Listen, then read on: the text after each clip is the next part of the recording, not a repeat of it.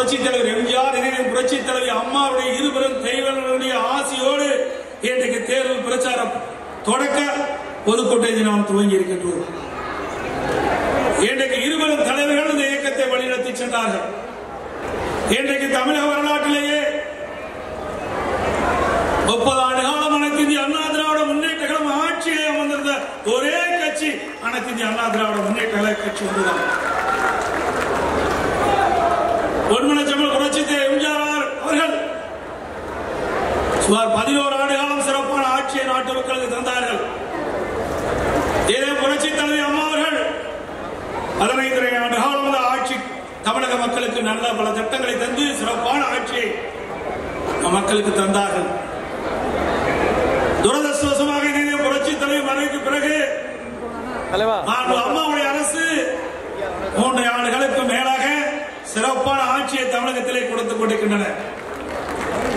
ஆக மொத்தம் கிட்டத்தட்ட 30 ஆண்டு காலம் அனைத்து இந்திய அண்ணா திராவிட முன்னேற்ற கழகம் தமிழ் மண்ணிலே ஆண்ட ஒரே பெருமை நம்முடைய இயக்கத்தை தான் இருக்கிறது. அந்த 30 ஆண்டு கால வரலாற்றிலேயே தமிழகம் இன்றைக்கு அனைத்து துறைகளிலும் சிறந்து விளங்கிக் கொண்டிருக்கிறது. இன்றைக்கு பல்வேறு மாநிலம் இந்தியாவிலே இருந்தாலும் தமிழகத்தை பார்க்கின்ற பொழுது பொன்மனச்செம்மல் புரட்சி தலைவர் எம்ஜிஆருடைய ஆட்சி காலத்தில் பல்வேறு திட்டங்களை தந்தார்கள். உயிரோட்டம் உள்ள திட்டங்கள். எவர் ஆட்சிக்கு வந்தாலும் அவருடைய திட்டங்களை எடுத்துவிட முடியாது. அப்பேற்பட்ட திட்டத்தை இன்றைக்கு தமிழகத்தை வழங்கிவிட்டு சென்றார்கள். அவருடைய மறைவுக்கு பிறகு புரட்சி தலைவி அம்மா அவர்கள் அவர் போட்ட திட்டம் இன்றைக்கு இந்த பூமி உள்ளவரை நிலைத்து நிற்கும் அப்படிப்பட்ட திட்டத்தை கொடுத்தார்கள். இருவரும் தலைவர்களுக்கு வாரிசு கிடையாது. இருவரும் தலைவருக்கு வாரிசு கிடையாது. நாம் தான் வாரிசுகள். இந்த நாட்டு மக்கள் தான் வாரிசுகள் என்று தான் வாழ்நாள் முழுவதும் மக்களுக்காக உழைத்து மறைந்த இருவரும் தலைவர் உருவாக்கிய இயக்கம் அனைத்து இந்திய அண்ணா திராவிட முன்னேற்ற கழக இயக்கம். அனைத்து இந்திய அண்ணா திராவிட முன்னேற்ற கழக அரசு. எத்தனையோ பேர் இன்றைக்கு நம்முடைய இயக்கத்தை விமர்சிக்கின்றார்கள், ஆட்சி விமர்சிக்கின்றார்கள். ஆனால் அவருடைய வரலாற்றை புரட்டி பாருங்கள். அவர் யாருக்காக உழைத்தார்கள் நன்றாக தெரியும். வீட்டு மக்களுக்காக உழைத்துக் கொண்டிருக்கின்றார்கள். நாட்டு மக்களுக்காக உழைத்த தலைவர்கள் பொன்மனச்செம்மல் புரட்சி தலைவர் எம்ஜிஆர், புரட்சி தலைவி அம்மா. அப்படி இருவரும் தலைவர்கள் மக்களுக்காக உழைத்த காரணத்தினால்தான் இன்று வரை மக்களால் போற்றப்பட்டு வருகிறார்கள். மக்கள் நெஞ்சத்திலே இன்றைக்கு நிறைந்து காட்சி அளித்துக் கொண்டிருக்கிறார்கள். இன்றைக்கு ஒருவர் பிறக்கலாம், வாழலாம், இறக்கலாம்.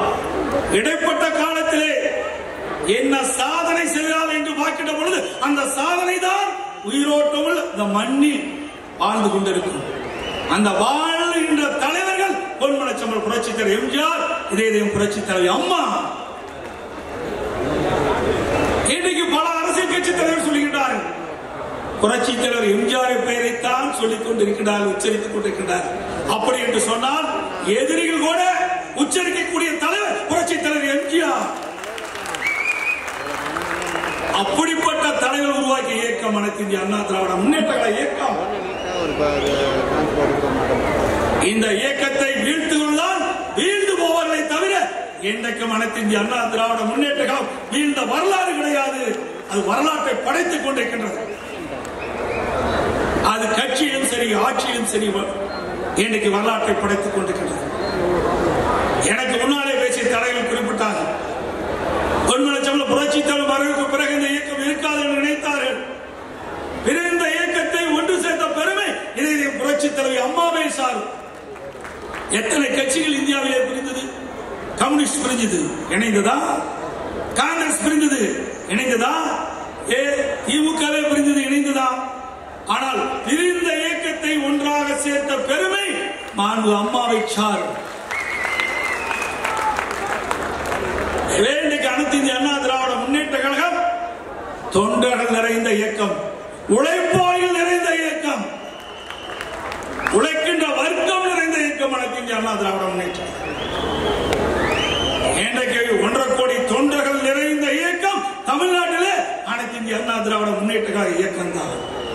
இளைஞர்கள் நிறைந்த இயக்கம் நம்முடைய இயக்கம், மகளிர்கள் நிறைந்த இயக்கம் நம்முடைய இயக்கம், ஒரு வலிமையான இயக்கம் அனைத்து இந்திய அண்ணா திராவிட முன்னேற்ற இயக்கம். இந்த இயக்கத்திற்கு பல்வேறு சோதனைகளை சந்தித்து விழுந்திருக்கின்றன. இன்றைக்கு நம்முடைய இதய புரட்சி தலைவி மறைவுக்கு பிறகு சில புல்லுருவிகள், துரோகிகள் இந்த இயக்கத்தை உடைக்க முயற்சி செய்தார்கள். அதையும் தவிடுபடியாக்கியது இங்கே அமர்ந்திருக்கின்ற நிர்வாகிகளும் தொண்டருடைய ஒத்துழைப்போடு தவிடுபடியாக்கினோம்.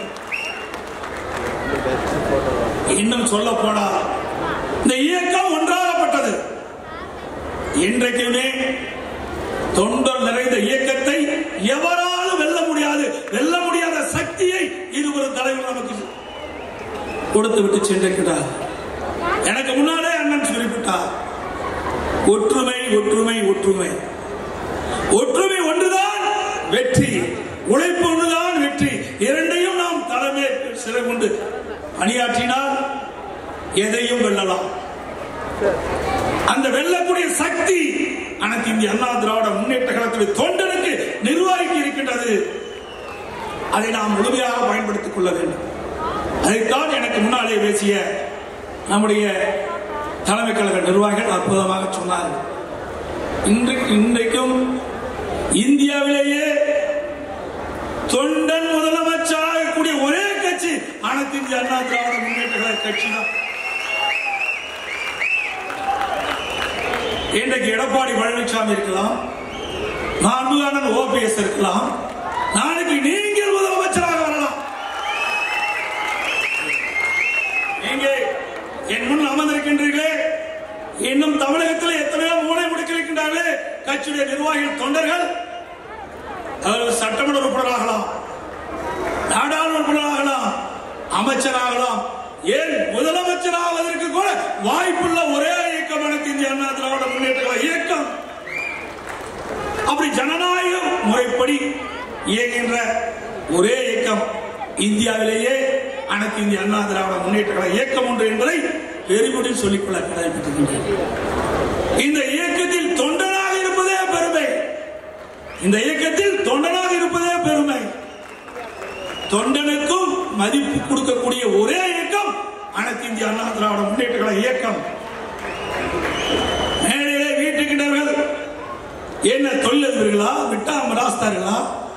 யாரும் கிடையாது. எங்கே அமர்ந்திருக்கிறீர்களே பெரிய தொழிலதிபர்களா இருக்கின்றீர்களா, விட்டா மராஸ்தரா இருக்கின்றீர்களா? கிடையாது. எல்லாம் சாதாரண குடும்பத்திலே பிறந்து வளர்ந்தவர்கள். அப்படி சாதாரண குடும்பத்திலே பிறந்த வளர்ந்தவர்கள் எல்லாம் பொன்மனச்சம்பல் புரட்சி தலைவி எம்ஜிஆர், இதய புரட்சி தலைவி அம்மா தன் பிள்ளைகள் போல் பார்த்து உழைக்கின்றவர்களுக்கு பதவி வழங்கி இன்றைக்கு மேடையில் அமர்ந்திருக்கின்றோம். இங்கே பல பேர் பதவிக்கு வர இருக்கின்றீர்கள்.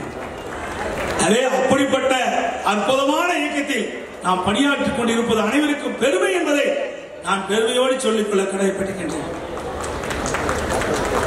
எத்தனை இயக்கம் இருக்கலாம், அந்த இயக்கம் எல்லாம் தன்னுடைய வாரிசுதான் வர வேண்டும் என்று எதிர்பார்ப்பார்கள். ஆனால் அனைத்து இந்திய அண்ணா திராவிட முன்னேற்ற கழகத்தில் தான் கட்சிக்கும் தலைமைக்கும் யார் விசுவாசமா இருக்கின்றார்களோ, யார் கட்சிக்கு உழைக்கின்றார்களோ அவருக்கு நிச்சயமாக ஏதாவது ஒரு பதவி இல்லம் தேடி வந்து கதவை தட்டி வழங்கும்.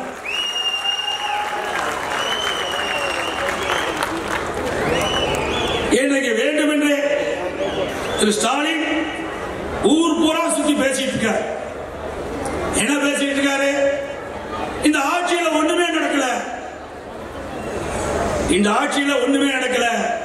எடப்பாடி தலைமையில் அமைக்கப்பட்ட அரசு நாட்டு மக்களுக்கு எந்த நன்மையும் செய்யவில்லை என்ற ஒரு அவதூறு பிரச்சாரத்தை, ஒரு பொய்யான பரப்புரையை தினந்தோறும் பரப்பிக் கொண்டிருக்கிறார். அதுக்கு முற்றுப்புள்ளி நாம் வைக்க வேண்டும். இன்னைக்கு பொன்மனச்சம்பல் புரட்சி தலைவி எம்ஜிஆர் தமிழகத்துடைய முதலமைச்சராக இருந்த காலத்திலே போடப்பட்ட திட்டங்கள், புரட்சி தலைவி அம்மா தமிழகத்துடைய முதலமைச்சராக இருந்த காலத்திலே போடப்பட்ட திட்டங்கள் சிந்தாமல் சிதறாமல் மக்களிடத்திலே கொண்டு சேர்த்துக் கொண்டிருக்கின்றோம். அந்த இருவரு தலையிலே வந்த நம்முடைய அரசு புதிய புதிய திட்டங்கள், அவர் கண்ட கனவை இன்னைக்கு நனவாக்கி கொண்டிருக்கின்றோம். இதையெல்லாம் மக்களிடத்தில் எடுத்து அதற்காகத்தான் எனக்கு முன்னாலே பேசிய அனைத்து தலைமை கழக நிர்வாகிகளும் ஓடிட்டு காட்டினார்கள். நம்முடைய ஆட்சியிலே என்னென்ன திட்டங்கள் நிறைவேற்றப்பட்டது என்று சுருக்கமாக சொன்னார்கள். நானும் சிலவற்றை சொல்ல கடமைப்பட்டிருக்கிறேன். என்றால் முதலமைச்சர் இருக்கின்ற காரணத்தினாலே நாம் நம்முடைய அரசு என்னென்ன திட்டங்களை மக்களுக்கு வழங்கியிருக்கின்றதை சுருக்கமாக சொல்லிட்டேன். இன்னைக்கு 2000 அம்மா கிளினிக், இன்னைக்கு ஏழை எளிய மக்கள் எங்கு நிறைந்திருக்கிறார்களோ அந்த பகுதியை தேர்ந்தெடுத்து அந்த பகுதி மக்களுக்கு அங்கேயே சிகிச்சை அளிக்கக்கூடிய அற்புதமான திட்டத்தை கொண்டு வந்த அரசு அனைத்து இந்திய அண்ணா திராவிட முன்னேற்ற கழக அரசு, அம்மாவுடைய அரசு. ஏழை மக்களுக்கும் உரிய சிகிச்சை அளிக்க வேண்டும்தான் அம்மாவுடைய அரசுடைய நோக்கம். இதைத்தான் பொன்மனச்செம்மல் புரட்சித் தலைவர் எம்ஜிஆரும் புரட்சித் தலைவர் அம்மாவும் கனவை கண்டால் அந்த கனவை நனவாக்கிய அரசு என்னுடைய அரசு என்பதை பெருமையோடு சொல்லிக்கொள்ள கடைபெற்றிருக்கின்றேன். அதே போல இன்றைக்கு இதுவும் அம்மா கிளினிக் மட்டுமல்ல, இன்றைக்கு தமிழ்நாடு முழுவதும் ஆரம்ப சுகாதார நிலையங்கள், மேம்படுத்தப்பட்ட ஆரம்ப சுகாதார நிலையங்கள் அதிக அளவில் திறந்த ஒரே அரசு அம்மாவுடைய அரசு தான். நீங்க கிராமத்திலே வாழ்கின்ற ஏழை எளிய மக்கள், நகரத்திலே வாழ்கின்ற ஏழை எளிய மக்களுக்கு உரிய சிகிச்சை அந்த பகுதியிலே கிடைக்க வேண்டும். அதற்காக உருவாக்கப்பட்ட இந்த மருத்துவமனைகள் என்பதை ஆணித்தரமாக சொல்கின்றேன். அதே போல எனக்கு முன்னாலே தெரிவித்தார் 7.5% இடஒதுக்கீடு. எதிர்கட்சிகள் கேட்கவில்லை, பொதுமக்கள் கோரிக்கை வைக்கவில்லை. இன்றைக்கு நாம சிந்தித்தோம். நான் கிராமத்திலே பிறந்து வளர்ந்தவன், கிராம பள்ளியிலே ஆரம்ப பள்ளியிலே படித்தவன். அதற்கு பிறகு உயர்நிலை பள்ளி, வரை உயர்நிலை பள்ளியிலே படித்தவன். இன்றைக்கு 41% இன்றைக்கு உயர்நிலை பள்ளியிலே அரசு பள்ளியிலே படித்துக் கொண்டிருக்கின்றார்கள். 41% மாணவர்கள் ஆரம்ப பள்ளியிலே படித்துக் கொண்டிருக்கின்றார்கள். 41% ஆரம்ப பள்ளியிலே படிக்கின்ற மாணவர்களுக்கு இன்றைக்கு நீட் தேர்வின் மூலமாக 6 இடம் தான் கிடைத்தது. இவ்வளவு கடந்த ஆண்டு வெறும் 6 இடம் தான் கிடைத்தது. இன்றைக்கு திராவிட முன்னேற்ற கழக தலைவர் அந்த காலகட்டத்திலே முதலமைச்சராக இருந்த காலத்திலே நுழைவுத் தேர்வை கொண்டு வந்தார். அந்த நுழைவுத் தேர்வு நடக்கின்ற பொழுது சுமார் 40 பேர் தான் மருத்துவக் கல்லூரியிலே சேர்ந்து படிக்கக்கூடிய வாய்ப்பு கிட்டது. புரட்சித் தலைவர் அம்மா அவர்கள் 2005 நுழைவுத் தேர்வு எடுத்தார்கள். அப்பொழுதும் போதிய அளவு அரசு பள்ளியிலே படிக்கின்ற மாணவர்களுக்கு மருத்துவம் கிடைக்கவில்லை. இதையெல்லாம் நாங்கள் கணக்கிட்டு பார்த்தேன். ஏன் அரசு பள்ளியிலே படித்த மாணவர்களுக்கு கிடைக்கவில்லை? இன்னைக்கு அரசு பள்ளியிலே படிக்கின்ற மாணவர்கள் அந்த குடும்பத்தில் இருக்கின்றவர்கள் நாட்டுக்காக உழைக்கின்றவர்கள், இரவுகள் மாறாமல் உழைக்கின்றவர்கள், விவசாயிகள், விவசாய தொழிலாளிகள். இன்னைக்கு நகரத்தில் இருக்கின்ற உழைக்கும் மக்கள் அத்தனை பேருடைய குழந்தைகளும் அரசு பள்ளியிலே தான் படிக்கின்றது. அப்படி ஏழை எளிய குடும்பத்திலே பிறந்த மாணவ மாணவி அரசு பள்ளியிலே படிக்கின்றார். 41% படிக்கின்றார். அவர்களுக்கு வெறும் 6 இடம் தான் நீட் தேர்விலே கிடைத்தது. இன்றைக்கு என்ட்ரன்ஸ் டெஸ்ட் நுழைவுத் தேர்வு இருக்கின்ற பொழுதும் 40 தான் கிடைத்தது. நுழைவுத் தேர்வு எடுத்த பிறகும் போதிய பிரதிநிதித்துவம் கிடைக்கவில்லை. அதை எண்ணி பார்த்தோம். அதன் அடிப்படையிலே உள்ஒதுக்கீடு 7.5% உள்ஒதுக்கீடை கொண்டு வந்தோம். இந்த ஆண்டு 313 பேர் இன்றைக்கு MBBS சேர்ந்து படிக்கக்கூடிய வாய்ப்பு கிட்டியது. 92 பேர் பல் மருத்துவக் கல்லூரியிலே சேர்ந்து படிக்க வாய்ப்பு கிடைத்தது. அந்த வாய்ப்பை உருவாக்கி தந்த அரசு அம்மாவுடைய அரசு. அதே கிராமத்திலே இருந்து நகரம் வரை அரசு பள்ளியிலே படிக்கின்ற மாணவனுடைய கனவை நனவாக்கிய அரசு அம்மாவுடைய அரசு. இதெல்லாம் சாதனை அல்லவா? இன்னும் சொல்ல போனால் அடுத்த ஆண்டு புதிதாக 11 மருத்துவக் கல்லூரியை துவக்க இருக்கின்றோம். அந்த 11 மருத்துவக் கல்லூரியில 1650 இடங்கள் புதிதாக உருவாக இருக்கின்றன. 1650 இடங்கள் புதிதாக உருவாக்கிட்ட பொழுது அதிலே கிட்டத்தட்ட ஒரு 135 பேருக்கு பக்கமா MBBS சீட் கிடைக்கிறது. இரண்டையும் கூட்டி பார்த்தால் கிட்டத்தட்ட 148 பேர் 448 பேர் படிக்கக்கூடிய வாய்ப்பு கிட்டும். சுமார் 448 பேர் MBBS சேர்ந்து படிக்கக்கூடிய வாய்ப்பை உருவாக்கி தந்த அரசு அம்மாவுடைய அரசு. இன்னைக்கு ஏழை எளிய மாணவர்களும் மருத்துவ படிப்பு படிக்கக்கூடிய ஒரு வாய்ப்பை எங்களுடைய அரசு உருவாக்கி தந்திருக்கிறது. இதெல்லாம் சாதனை அல்லவா? இன்னைக்கு இந்த நாட்டுக்காக உழைக்கின்றவன், இன்னைக்கு உணவு கொடுக்கின்றவன், இன்னைக்கு நகரத்திலே கட்டிட தொழிலாளர் ஈடுபட்டிருக்கின்றார், பல்வேறு தொழிலில் ஈடுபட்டிருக்கின்ற அந்த குடும்பத்திலே பிறந்த மாணவ மாணவி அரசு பள்ளியிலே தான் அதிக அளவிலே படிக்கின்றார். அப்படிப்பட்ட மாணவனும் மருத்துவ கல்வி கிடைக்க செய்த அரசு அரசு என்பதை பெருமையோடு சொல்லிக்கொள்ள கடமைப்பட்டிருக்கிறேன். இன்னும் சொல்ல போனால் 2011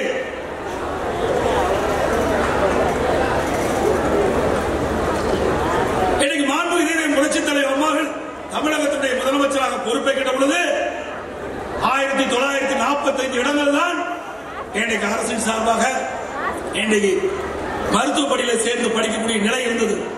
ஆனால் இதே புரட்சித் தலைவர் அம்மா எடுத்த நடவடிக்கையின் காரணமாக 2017 வரை எனக்கு MBBS சேர்ந்து படிக்கக்கூடிய எண்ணிக்கை 3060 பேராக உயர்ந்தது.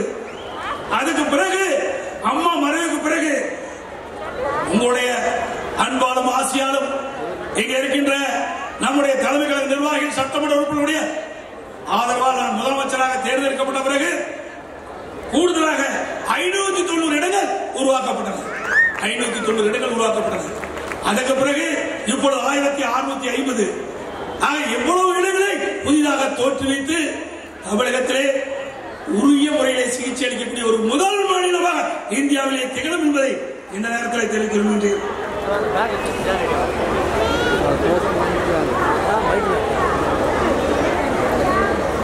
அதே போல கல்வித்துறையை எடுத்துக்கொண்டால் இன்றைக்கு அரசு பள்ளிகள் இன்றைக்கு பார்த்தீங்கன்னா 37,558 அரசு பள்ளிகள் இருக்கின்றன. 37,558 அரசு பள்ளியிலே படித்த மாணவர்களுக்கு தான் இந்த மருத்துவ இடம் கிடைக்க இருக்கின்றன. அதே போல இன்றைக்கு இதய புரட்சித் தலைவர் அம்மாவுடைய அரசு பல்வேறு திட்டங்களை நிறுத்திக் கொண்டிருக்கிறது. எனக்கு முன்னாலே மரியாதைக்குரிய கழக துணை ஒருங்கிணைப்பாளர் அண்ணன் கே. முனுசாமி அவர்கள் தெரிவித்தார். இன்றைக்கு உயர்கல்வி படிக்கக்கூடிய எண்ணிக்கையை பற்றி சொன்னார்கள். இதய புரட்சித் தலைவர் அம்மா 2011 தமிழகத்துடைய முதலமைச்சராக பொறுப்பேற்கின்ற பொழுது அப்பொழுது 32.9% தான் உயர்கல்வி படித்துக் கொண்டிருந்தார்கள்.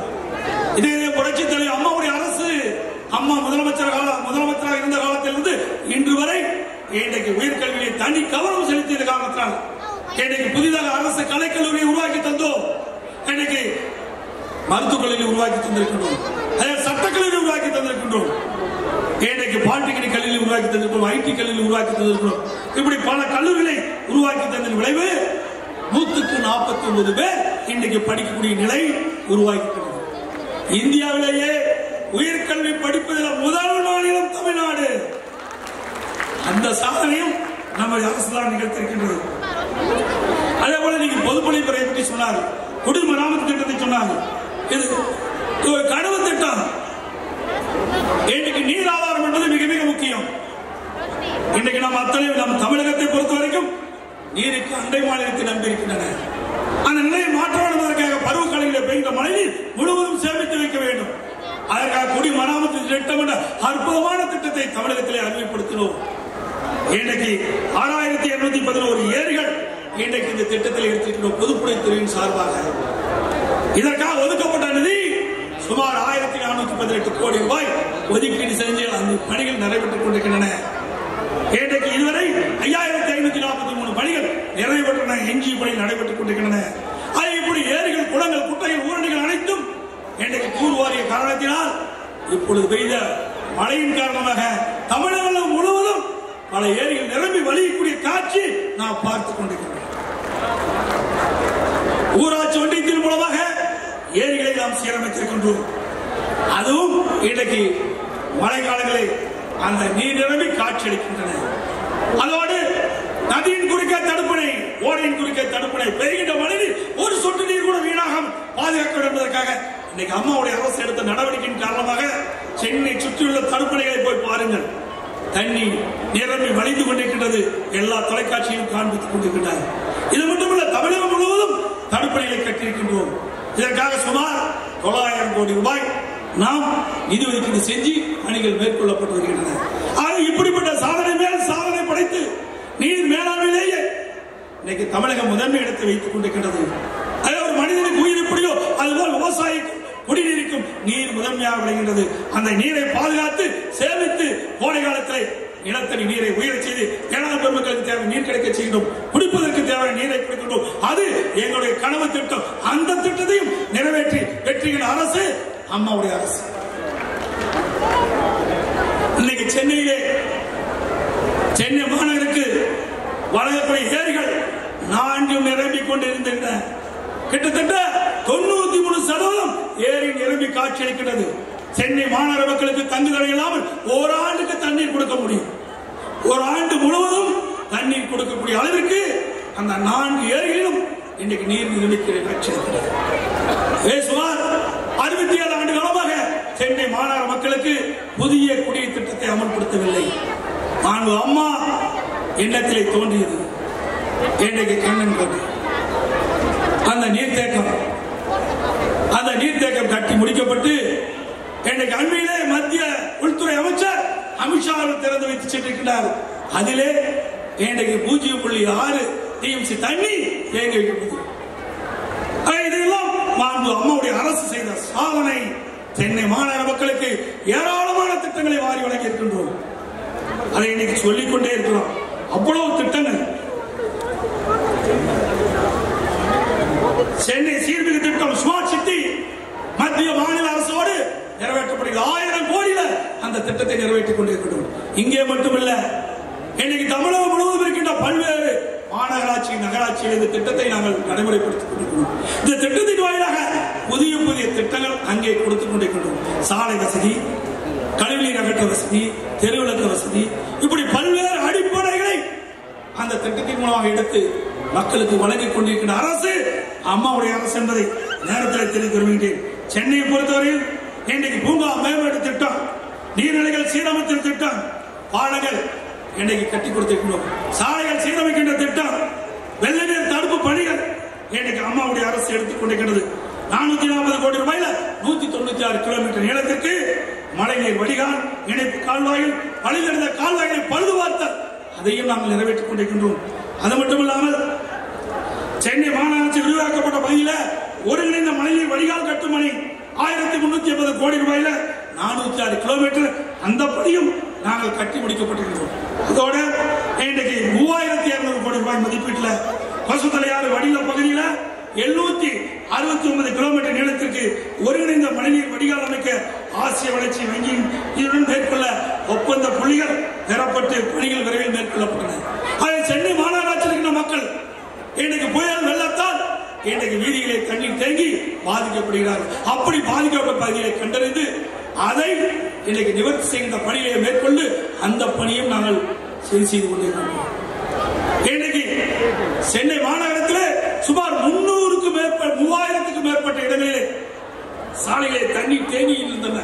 கடந்த காலத்திலே இன்றைக்கு மாண்புமிகு புரட்சித் தலைவர் அம்மா முதலமைச்சர் அந்த காலத்திலே, அதுக்கு பிறகு அம்மா வழியிலே செயல்படுகிற அம்மாவுடைய அரசு இன்றைக்கு செயல்பட்டதன் விளைவாக அந்த 3000 இடத்தில் தேங்கி இருந்த நிலை மாறி இன்றைக்கு வெறும் 19 இடத்தில் தான் தங்கி தேங்கக்கூடிய நிலையை நாங்கள் உருவாக்கித்தது. 19 இடத்தில் தான் தண்ணி தேங்கி இருக்குது. அதையும் அகற்றுகின்ற பணியை நாங்கள் மேற்கொண்டிருக்கிறோம். இதற்காக சொல்லிட்டே சொன்னால் இன்றைக்கு திராவிட முன்னேற்ற கழகத்துடைய தலைவர் ஸ்டாலின் அவர்கள் குறிப்பிட்டார். இன்றைக்கு சென்னை மாநகரம் முழுவதும் தண்ணி தேங்கி நிற்கின்றன. இந்த அரசு என்ன நடவடிக்கை எடுத்து என்று சொன்னால் நாங்கள் கேட்கின்றோம். உங்களுக்கு 5 ஆண்டு காலம் சென்னை மாநகர மேயராக பதவி கொடுத்தார்களே, அப்பொழுது என்ன தூங்கிக் கொண்டிருந்தீர்களா? 5 ஆண்டு காலம் முழுக்க முள்ள சென்னை மாநகர பகுதி மக்களுக்காக நன்மை செய்ய வேண்டும் என்பதற்காக உங்களை தேர்ந்தெடுத்தார்களே, அவர்களுக்கு நீங்கள் என்ன செய்தீர்கள்? 3000 இடத்திலே தண்ணி தேங்கி நின்றது. அந்த தண்ணி அகற்றுவதற்காக ஏதாவது திட்டங்களை வகுத்தீரா இல்லை நிறைவேற்றினீரா? எதுவுமே செய்யவில்லை. குடும்பத்தை பார்ப்பதற்கு தான் நேரம் சரியாக இருந்தது. அதற்கு பிறகு துணை முதலமைச்சராக நீங்கள் வந்தீர்கள். உள்ளாட்சித்துறை அமைச்சராக தேர்ந்தெடுக்கப்பட்டார். அந்த காலகட்டத்திலாவது விழித்து இந்த சென்னை மாநகர மக்கள் பாதிக்கப்படுகிறார்கள், அவர்களுக்கு ஏதாவது திட்டத்தை நிறைவேற்றலாம் என்று எண்ணி பார்த்தீர்களா? அப்பொழுதும் எண்ணி பார்க்கவில்லை. தேர்தல் வருகின்ற பொழுது சென்னை மாநகரம் முழுவதும் சுற்றி வருவார். இதை செய்வேன் அதை செய்வேன் சொல்லுவார். அரசு மீது பழி சுமத்துவார். ஏமாந்துடாதீர்கள். சென்னை மாநகர மக்களே, உங்களுக்கு அடிப்படை தேவையை நிவர்த்தி செய்கின்ற ஒரே அரசு அம்மாவுடைய அரசு தான் என்பதை நினைவுற கடமைப்பட்டிருக்கிறது. அதே போல இன்றைக்கு தமிழ்நாடு முழுவதும் கிராம சென்று இன்றைக்கு எம்பி தேர்தலுக்கு முன்பாக முன்பு நாடாளுமன்ற பொதுத் தேர்தலுக்கு முன்பு எல்லா பகுதிக்கும் சென்று திமுக தலைவர் ஸ்டாலின், அவருடைய அங்கத்தினர், அவருடைய கட்சி சேர்ந்தவர், முன்னாள் திமுக அமைச்சர், திமுக சட்டமன்ற எல்லாம் கிராம கிராமமா போய் ஒரு தென்னை பிடிச்சு அதுல பெட்ஷீட்டை போட்டு குறை தீர்க்க என்று சொல்லி மனுக்களை வாங்கினாங்க. அந்த மனுக்கள் எங்கேயே போயிட்டு 2 ஆண்டுகளுக்கு முன்பு இன்னைக்கு மக்களை ஏமாற்றி இதை செய்வேன் அதை செய்வேன் என்று சொல்லி மனுக்களை பெற்றையிலே அந்த மனுக்கள் எங்கேயோ போயிட்டு குப்பை தொட்டிக்கு போயிட்டு. மக்கள் உஷாராக இருக்க வேண்டும். இப்பொழுது மீண்டும் அந்த திட்டத்தை துவங்கி இருக்கிறார். ஏடிகை கிராம சபை என்ற ஒரு திட்டத்தை துவங்கி இருக்கிறார்.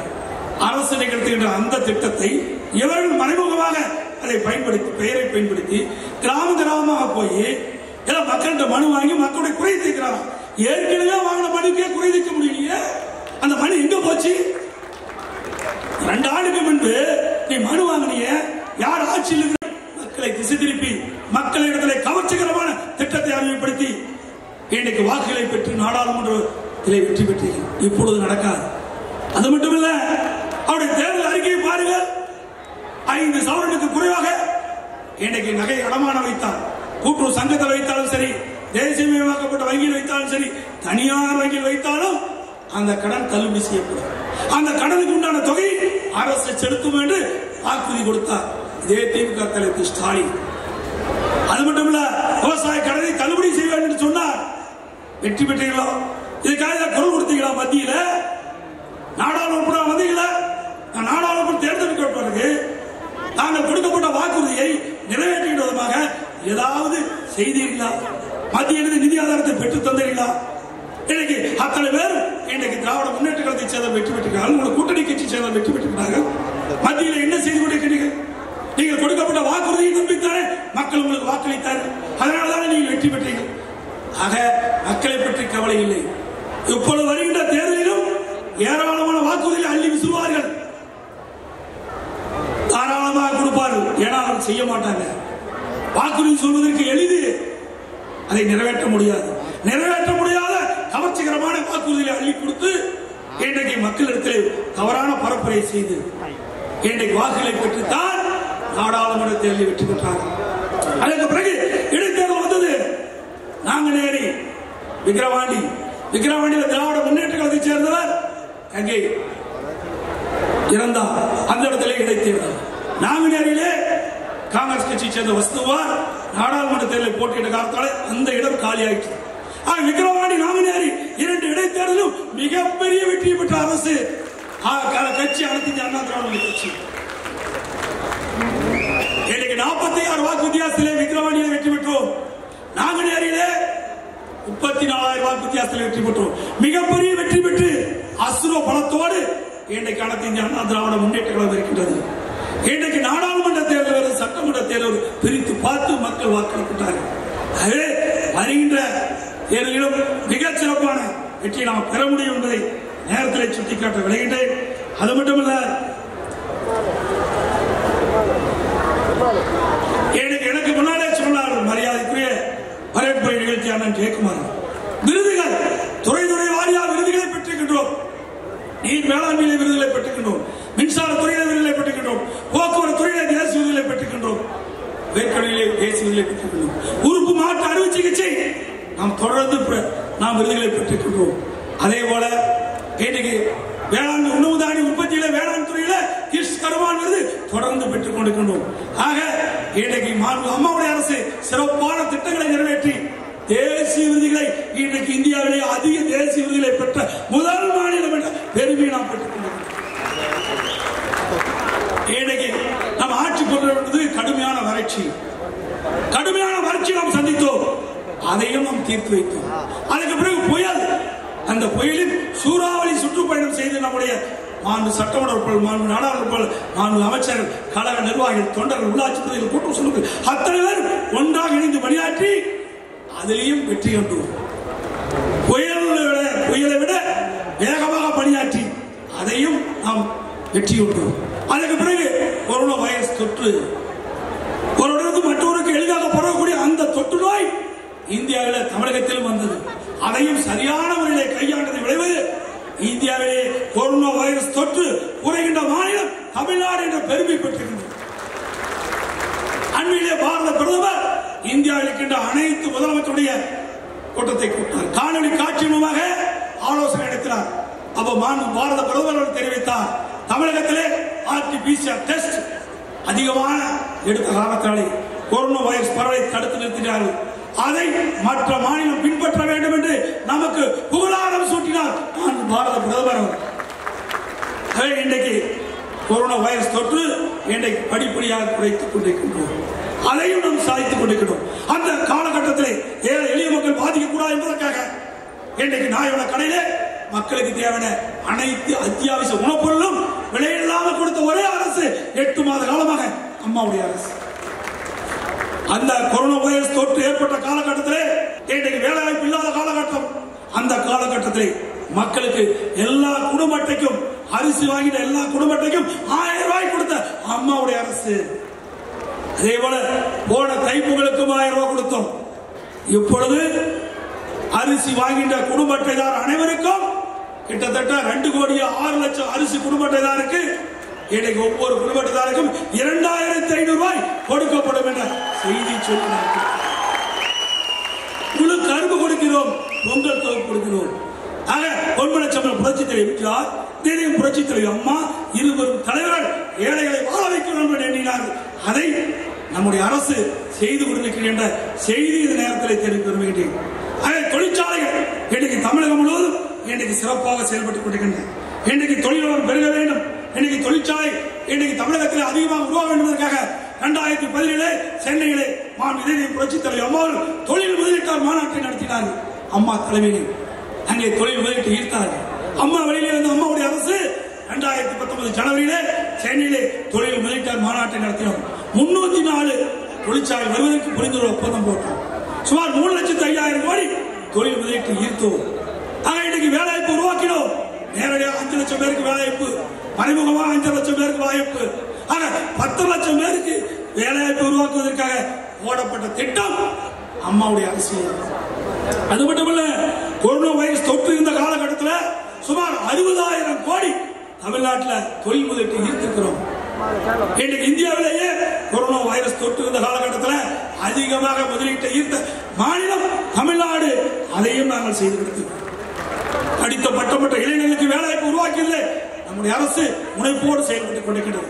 இப்படி எல்லா வகையிலும் சிறந்த முறையை நாம் செயல்படுத்திக் இன்னைக்கு வேண்டும் என்று திட்டமிட்டு இன்னைக்கு எதிர்க்கட்சி தலைவர் ஸ்டாலின் இன்னைக்கு ஒரு பொய்யான அறிக்கையை தயார் செஞ்சு மேதகு ஆளாட்டு கொடுத்திருக்கிறார். ஊழல் பட்டியல் கொடுத்திருக்கிறார். அந்த ஊழல் பட்டியல இன்னைக்கு என் மீது துணை முதலமைச்சர் மீது அமைச்சர் மீது எல்லாம் ஒரு பட்டியலை கொடுத்திருக்காரு. அந்த பட்டியலை எடுத்து பார்த்தா ஒரு டெண்டர் கொடுத்தீங்க ஊழல் சொல்றாரு. அந்த டெண்டர் ரத்து செஞ்சு 1.5 வருஷம் ஆகுது. டெண்டர் ரத்து செஞ்சு 1.5 வருஷம். அதுவோட தெரியாத ஒரு எதிர்கட்சி தலைவர் ஸ்டாலின், திமுக தலைவர் ஸ்டாலின் யாரோ எழுதி கொடுத்த வச்சுட்டு போய் கொடுக்கிறார். அத்தனையும் பொய் அறிக்கை. இன்னைக்கு அவர் ஊழல் பட்டி கொடுத்திருக்க அத்தனையும் பொய் எரிச்ச. அவர் நினைத்தார் அனைத்து இந்திய அண்ணா திராவிட முன்னேற்ற கழகம் மீண்டும் ஆட்சிக்கு வர முடியாது என்று நினைத்தார். இப்பொழுது மக்களிடத்திலே ஒளிமயமான எதிர்காலத்தை பார்க்கின்றார். மீண்டும் அனைத்து இந்திய அண்ணா திராவிட முன்னேற்ற கழகம் தான் வெற்றி பெறும். அப்படி வெற்றி பெறுகின்ற பொழுது ஆட்சிக்கு வரும். அதனால் பயந்து போய் இன்றைக்கு தமிழகம் முழுவதும் சூறாவளி சுற்றப்படும் செய்யும் சொல்லி அங்கங்கே பொய்யான பரப்புரை ஆட்சி வருகிறார். அதே நான் இவ்வளவு திட்டங்களை செஞ்சிருக்கிறேன். இன்னும் நிறைய இருக்குது. காலம் நேரம் அதிகமாகும். இன்றைக்கு அனைத்து இந்திய அண்ணா திராவிட முன்னேற்ற கழகத்தான் வரலாற்று படைத்துக் கொண்டிருக்கிறது. ஏழை எளிய ஒடுக்கப்பட்ட நசுக்கப்பட்ட கடைக்கோட்டை மக்களுக்கும் நல்ல திட்டங்கள் போய் செல்வதற்கு எங்களுடைய அரசு தொடர்ந்து பாடுபடும் என்று நேரத்தில் தெரிவித்து இன்றைக்கு அம்மா அவர்கள் சொன்னார்கள், சட்டமன்றத்திலே குறிப்பிட்டார்கள். எனக்கு பின்னாலும் இன்னும் எத்தனை நூற்றாண்டுகள் வந்தாலும் அனைத்து இந்திய அண்ணா திராவிட முன்னேற்ற கழகம் மக்களுக்காக இயலும் என்று சொன்னார்கள். அதை நாம் படைப்போம். அதுதான் நம்முடைய லட்சியம். ஒவ்வொரு தொண்டரும் வீறு கொண்டு எழுந்து இந்த தேர்தலிலே தான் வேட்பாளர் என்று எண்ணி களத்திலே இறங்கி தேர்தல் என்ற போரிலே நாம் எதிரிகளை ஓட ஓட விரட்டி அடிப்போம், வெல்வோம், வெற்றி பெறுவோம்.